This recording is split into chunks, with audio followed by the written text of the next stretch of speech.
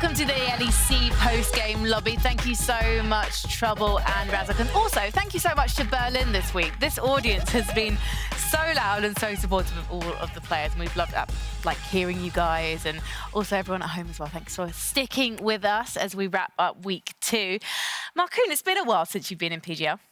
Yeah, a bit too long, yeah. But it's fantastic to have you back. Now, we are obviously going to talk about your games this week, but before we do, let's take a closer look at Fnatic versus Vitality. We had a feeling it would be a one-sided affair, but we didn't necessarily know that it would be Razok styling with the Amumu. I mean, we've seen Razok play the Amumu a lot in solo queue with the Abyssal Mask and the Evan Shroud, like really low econ build where you just play this CC bot that sets up the team.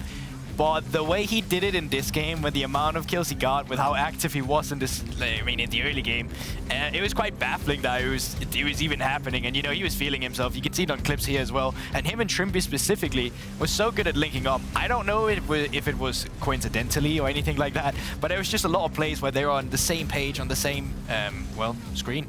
Yeah. Well, what did you feel? Because you were playing Amumu last year. Yeah, I think Amumu seems like a perfect champion for Razok because, I mean, he loves to get aggressive early, right? And Amumu has very strong skirmishing with the 2 stacks of Q now. And I think this game after the mid 3v3, which I think Vitality just kind of inted, I think the Fnatic snowballed really well, and I think Razok played really well as well. Is it the items that's making it so OP? Because should a champion be able to go bot and just headbutt someone like early game like that? Yeah, I'm not sure. Riot like buffed the tank items by making them cheaper, so all the tank items feel pretty OP right now, so I think Mumu uses them very well. Well, you didn't bother buying one in your game today. Yeah, I forgot. You won't forget again, I imagine. What do you think is setting Fnatic apart from the other teams at the moment, Markoon? I think they're just by far the most aggressive team in the early game, and I think Razok is doing a fantastic job just pushing. They're really pushing their leads every early game, and they don't waste like a single turn. They just keep pushing, and I think that shows in that they just snowball like most games out so cleanly. That's something you really want to do as well as SK. To be honest, I don't really care what we do as long as we win a game. I'm fine with that. But yeah, if you want to snowball games like that, it does feel the best way to win. Yeah, well, you obviously do care. So let's talk about the Koi match early today. Congratulations on the win. We'll bring up the stats from that one in a moment. The game really was taken over by yourself and Irrelevant, really getting things done in the side lanes. Talk to us about how that felt when things started going your way. Yeah, I mean, after we got the gank on top, my Jax was 2-0, I think. I was really, really happy. Like, if you're gonna play Jax Sejuani, this is like obviously what you want to achieve. Yeah. So I felt like we were kind of set to like win the game, and I think Joel played really well on side lane, and just, yeah, I think he did a fantastic job. And I think even without your help, not to put you in a bad spot, I think Irrelevant had a really good laning phase against Sigenda. Sigenda had some bad trades against that Jax that really set that tower dive up. Like, it was kind of free. Third wave coming in, just, you know, stacked up wave Sigenda, super low on the turret, and just Irrelevant making Cassandra look balanced. This is quite an interesting top lane matchup as well, because we do talk about Sigenda quite a lot. He is a fantastic carry when he needs to be. But Irrelevant is almost like the pillar of SK. He's someone you can always rely on to play well, even when things are falling apart around him. Yeah, I think he has a very solid laning phase, which in the top lane helps a lot, right? Because you're mostly isolated. So I think if he doesn't mess up, then he's usually set for the game. And I think this game, it just shows, like, we weren't planning on diving this Cassandra at all, but he just managed to find like such good trades, level 1, 2, 3, that's already like diveable on third wave, so yeah. And what's he like as a teammate? He's a bit reserved guy, he's a bit shy, but I think overall he's a very kind person, and I think he's a very good teammate to have. He's never really negative, I think he brings feedback well, and he's just a very positive guy to have around. Yeah, should we talk about your game versus G2 yesterday? I know this one hurts a lot more. Because it was going so well for you. Let's talk about why it was going well in the first place, GB. I mean, how did you manage to start so strong? I mean, it was 6-0 at one point in the early game. Yeah, I'm not sure. Like, G2 was just kind of hinting.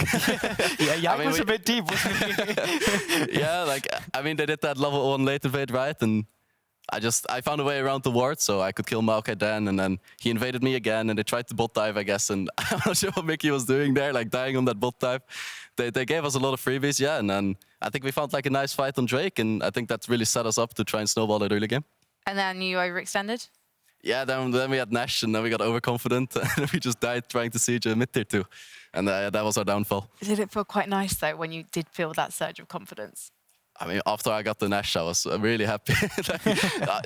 You don't come into G2 thinking you're going to have like an easy game, right? So then you have like a really good gold lead. I think we were like 4K up with Nash. I was like, we can finally win a game again. Yeah, it must have been quite difficult when you were talking to the team after that and having to reset for today.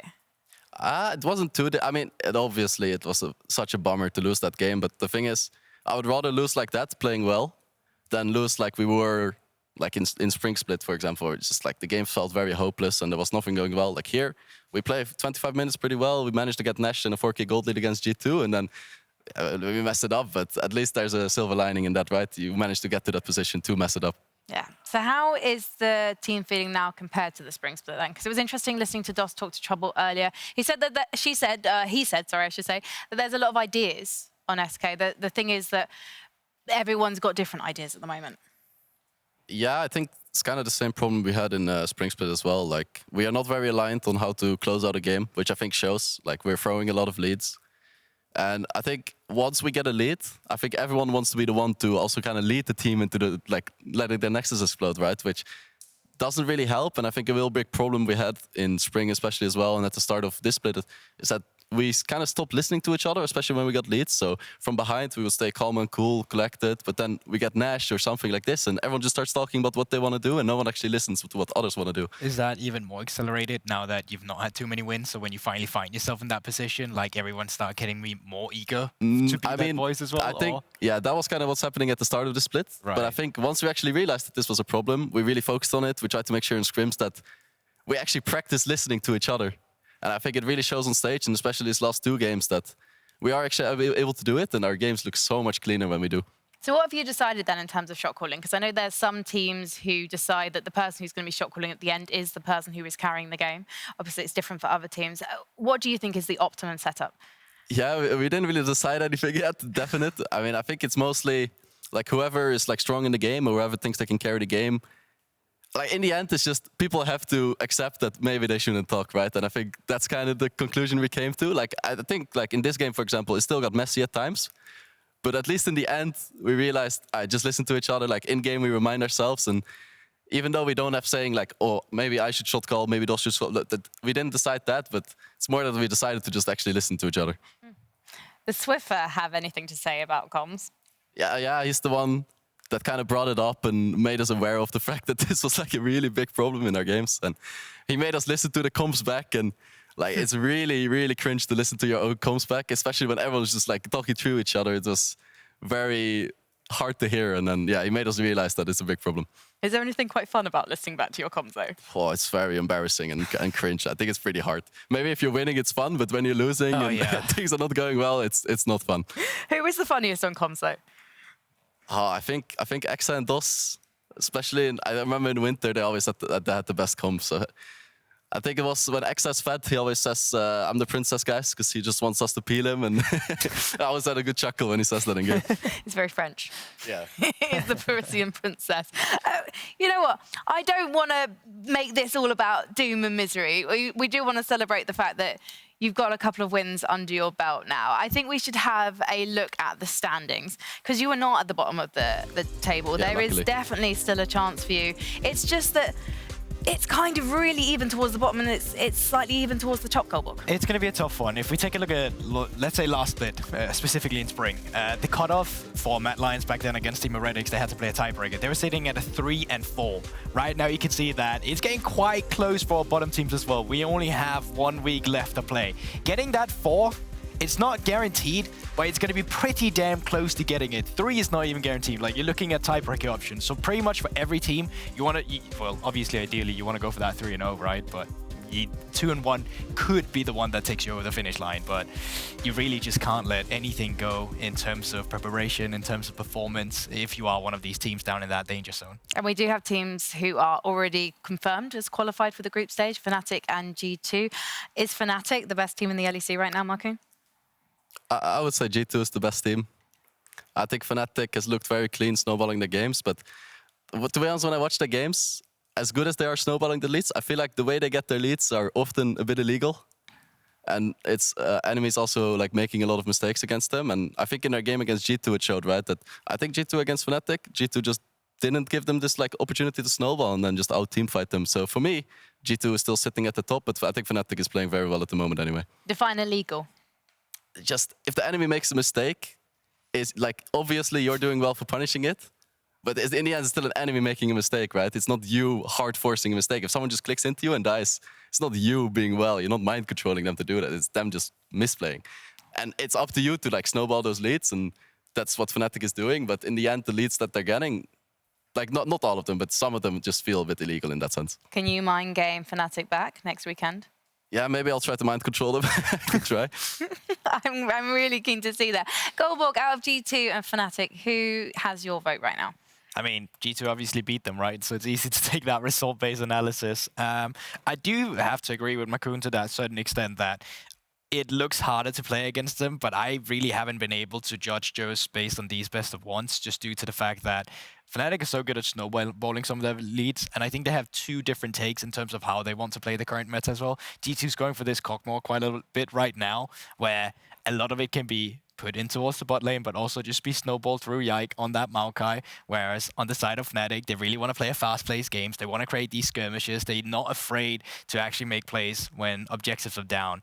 I actually haven't given much thought to it after their game, so it's a tough one for me to call. Could Fnatic be outdrafted? I mean, any team can be for sure, I think. But yeah, I think Fnatic as well, like, I don't know, they're quite flexible. Like, I think, like, in terms of outdraft, yeah, it can happen. Can they get off comfort? I don't think so. I think they have a lot of champions they can pick for each role. Yeah, interesting. What do you think, Markoon? I mean, I haven't really looked into Fnatic drafts too much. I guess that's Swiffer's job, right? That's for next week. Yeah, but, I mean, for me, it's something that, like, I remember Razork playing like Kindred and now pulling the Amumu. I think the fact that they're very flexible in this jungle pool, that they're not just limited to like Maokai or Seju, like they're getting their wins on like 80 champs as well. I think that for me is a good sign that this team is flexible in drafts, and it's probably not that easy to outdraft them. And what are you expecting from the Razork matchup? Both of you. You like a bit of aggression? I don't know. I think in the past, whenever me and Razork played each other, it was always a very bloody early game, and I think now he's even playing more aggressive than at any point in his career. So I'm looking forward to just scrapping a bit, and I hope we fight a lot. I'm really looking forward to that, because that's going to be your final best of one of the regular season, because that's on Monday. Let's take a look at the schedule for next Saturday, though. The opening day of week 3, you're going to be playing Astralis. We've got Vitality Koi, which is definitely going to be interesting. XLG2, Fnatic BDS, and Mad Lions versus Team Heretics. I mean, you guys can see that for yourself. I don't know why I decided to read it out loud, but I did. In terms of those matches, Guldborg, what are you looking forward to? I mean, they're all quite interesting for different reasons. I think Vitality Koi is really interesting because they've both had struggling performances at times. They're both very even in terms of standings. In terms of the entire week, I think I'm looking at Team Heretics because I think they have one, like, maybe by far the hardest schedule of all. They're playing Mad Lions, they're playing Fnatic, they're playing G2. It's pretty much just the top 3 that you're going over there as well. So how they can continue that performance will be really interesting in next week. It'll definitely be interesting to see SK go up against Mad Lions as well. Do you think that's going to be the toughest match, or do you think Fnatic will be harder? Oh, that's actually very hard to say. I think it's different. Like against Mad Lions, I think it's more about team fighting and making sure that, because I think Mad Lions is very good at punishing mispositions in team fights and this kind of stuff. So we got to make sure that our mid game is good against Mad Lions. And against Fnatic, I think it's more about making sure that we don't instantly get snowballed on and not messing up early game. So I think both are going to be very hard, but yeah, different teams. You can team fight. A bit, yeah. Yeah, just a bit. You're known for your team fights. Well, thank you so much for talking to us today, Markoon. Guldborg. What's up? Guldborg. Go on. I'm eating too much cheese this weekend. I was about to call you Gouda. Guldborg. Surely you prefer Guldborg to corn dog? Honestly, it's a hard choice. I just like naming you after food. He's just a delicious analyst. Anyway, that was all from us here in week 2 at the LEC. Thank you so much for joining us. We will be back next week for the final week of the regular season. So we will see you then, and we need to take a photo. I've been practicing. Oi, oi, oi. I keep accidentally taking pictures of not my face, but from the other cameras. But I think I've got this one now. Where's your pink? Honestly, I didn't wear it today. I obviously knew that SK were going to win. Clearly, right, here we go. Let's go. One more. Where's your fingers? Sorry, okay, there we go, Cindy, take it. Brilliant. See you next time. Bye.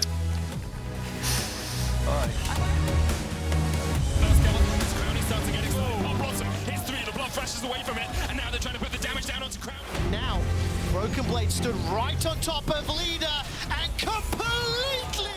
Elfor's having to flash away. There's the engagement of quickness. Oh no, locked up though, and Abadage's already dead, and Kazi's still untouched. Force forward, Corp aggressively chasing. Now he's been run down by Certus and perfectly executed. Super Mega Death Rocket is fire and Irrelevant is down. Lawson's on the board, that's the first for Koi. The rocket connects and from downtown. Pathfinder will be knocked up. Helicopter comes out as well in the slide, brings Nisky back, and that's 2. Gift wrapped for Patrick. Fast out. 1 HP. Look me. Just hit front. Good. Jinx is dead. Nice. Jinx a bit low. I can go here. I'm coming down. Just take away. No way. Jinx. Jinx is drifting. We win. Going after. Win. Easier for going to get in there, but it's already down to 2,000, as you say. JC trying to get in. Scar's got it! Other ones being pincered. Abadage down to 120 HP. The red card. The tower range, the red card for the slow. Patrick Guldborg. He's now backed up. Here comes Yike. That's already the kill in what's turned into a 1v2. And Yike can